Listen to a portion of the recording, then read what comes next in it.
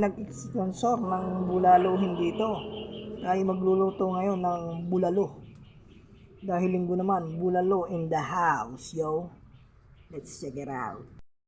Natin in natural way yung bulaluhin. Ito, ihuhulog ko na.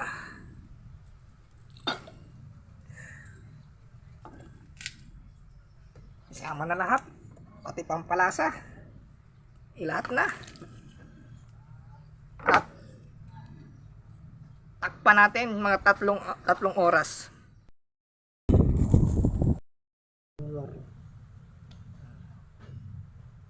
Atas.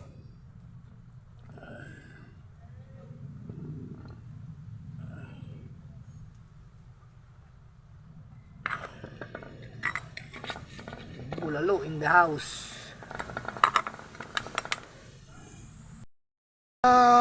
Pwede na.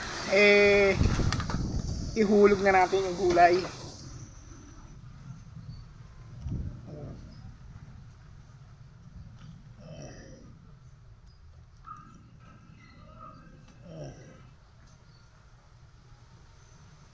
Ihulog ko ng lahat. Yan.